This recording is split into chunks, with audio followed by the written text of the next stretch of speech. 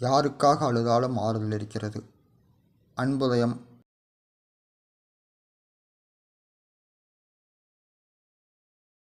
கண்ணீர் கடலே, கடல் தாயே. அந்த டிசம்பர் 26 ஒரு கருப்பு ஞாயிறு. அந்த கருப்பு ஞாயிறு ஏன் தான் வந்ததோ? அந்த அமைதியான கடலலை ஆர்ப்பரித்து குமுறி கொந்தளித்து குமுறியதால் இக்கொடுமை. ஏ சுனாமியே, ஆழிப்பேரலையின் சீற்றமே, கடல் தாயே, ஏன் இந்த கொடுமை செய்தாய்? இது அடுக்குமா சொல் தாயே. கடலே, உன்னை நான் கடலென்று அழைக்க மாட்டேன். கண்ணீரே கடலான கொடுமை கண்டு பதைத்தேன். கடலம்மா என்று கூட கடலை நான் அழைக்க மாட்டேன். காவு வாங்கும் பிசாசானாய் ஏனம்மா இக்கொடுமை? இயற்கை அன்னை உம்மிடமே அன்பு, பாசம், பரிவு, இரக்கம், கருணை என உதயமாகி இருந்ததே. இன்று உன் இதயத்தில் ஏனம்மா இவைகள் இல்லை? மனித உயிர்களை காவு வாங்க ஆழிப்பேரலையாய் புறப்பட்டு வந்தாய் தாயே. ஏனம்மா இந்த சீற்றம்? உன் சீற்றத்திற்கு காரணம்தான் என்னம்மா? இயற்கை அன்னை, உன் கோபம்தான் சுனாமி என்றால் அதன் காரணம் ஏனென்று அன்பு உதயத்தின் இடத்தில் சொல்லம்மா.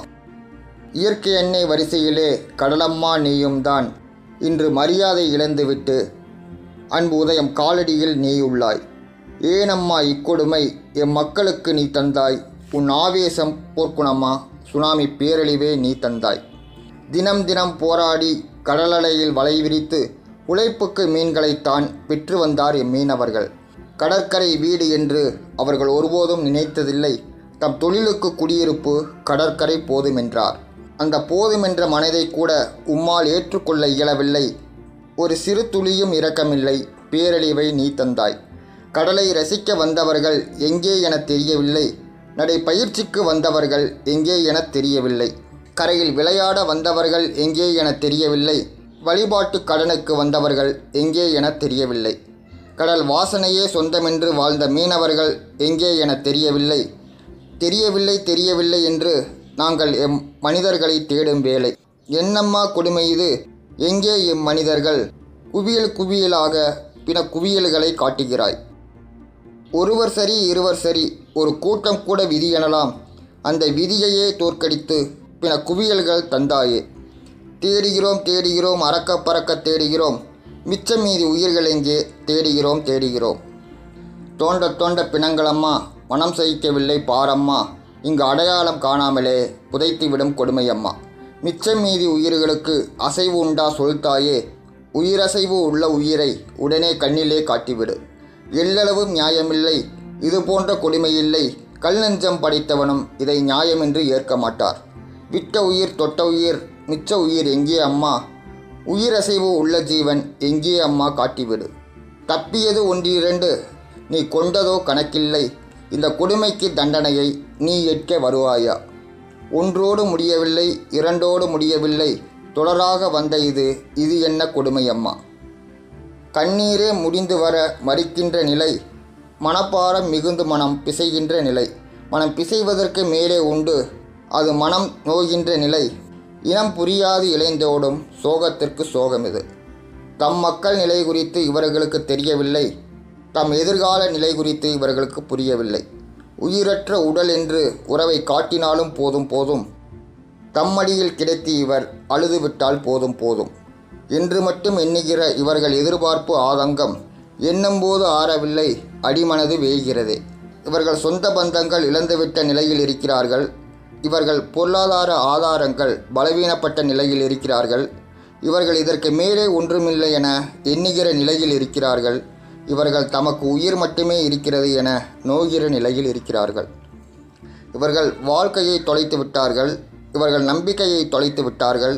இவர்களுக்கு ஆறுதலும் தேர்தலும் சொல்வதற்கு யாருண்டு என்று கவலைப்படுகிறாயா கடல் தாயே? இங்கு எவர் மனமும் சிரித்து போய்விடவில்லை தாயே. சீற்றத்தால் நாங்கள் சோர்ந்து போய்விட மாட்டோம். அரசின் மீட்பு பணிகள் போர்க்கால நடவடிக்கை போல் இருக்கிறது. நிவாரணப் பணிகளில் முதலிடத்தில் நிற்கிறது. எல்லாமே கவனத்துடன் உடனடி பயனாக வருகிறது. தொலைநோக்கு பார்வையிலே அவர்களின் செயல்பாடு தெரிகிறது. இன்னும் என்ன வேண்டும் தருவதற்கு இருக்கிறார்கள் நம் மக்கள். வியக்க வைக்கிறது நம் மக்கள் தரும் ஆதரவு. அரசோடு தோள் கொடுத்து இணைந்து பணியாற்றி வருகிறது. பத்திரிகைகள் தர்மமென்று அனைத்துமே நேர்கோட்டில், எல்லளவும் பிசகவில்லை, மனித மனம் குறையவில்லை.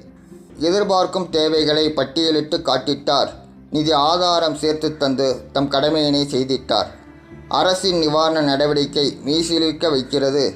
அரசின் நிவாரண உதவிகள் தாராளமாக காட்டுகிறது. அரசியல் கட்சிகளின் முனைப்பான செயல்பாடு பெருமிதமாக இருக்கிறது. அரசு துறையின் பங்கெடுப்பு மனிதநேயம் வியக்கிறது. வறண்டு போன மனங்களுக்கு நம்பிக்கை வந்துவிட்டது. இது போதும், இவர்களுக்கு இனி எல்லாமே நடந்துவிடும். குழந்தைகள் தத்தெடுக்கும் பணி தொடங்கிவிட்டது. கிராமங்கள் தத்தெடுக்கும் பணி தொடங்கிவிட்டது. சமூக சேவகர்கள் அக்கறை நன்றாக தெரிகிறது. தொண்டு நிறுவனங்கள் பணி மகத்துவமாய் தெரிகிறது. குடியிருப்பு பணிகள் வேலை திட்டமிட்டு நடக்கிறது. உணவு, உடை, மருத்துவம் போட்டி போட்டு நடக்கிறது. இழந்துவிட்ட தொழிலுக்கு புனர்வாழ்வு கிடைக்கிறது. இன்னும் தேவை என்னவென்று கேட்கும் நிலை போதும் போதும். இவர்கள் தொலைத்துவிட்ட வாழ்க்கை புதுப்பிக்கப்பட்டுவிடும். வறண்டு போன மனதில் நம்பிக்கை துளிர்த்துவிடும். உலகம் தருகிற மனிதநேயம் எவர் மனதையும் குளிர வைக்கும்.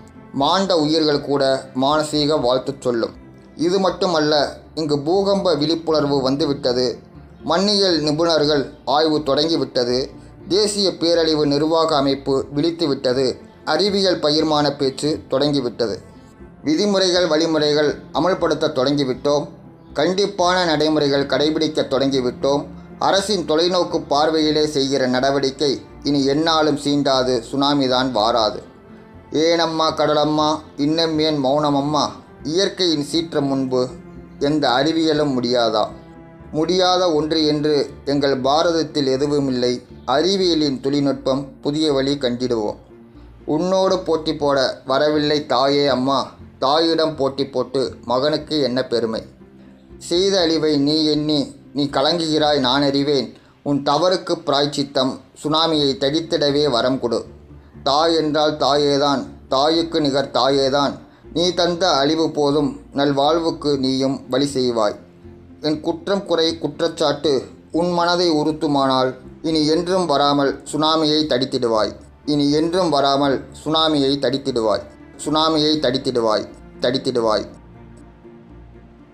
உணர்வு பகிர்வுடன் எம். சுபாஷ் பாபு.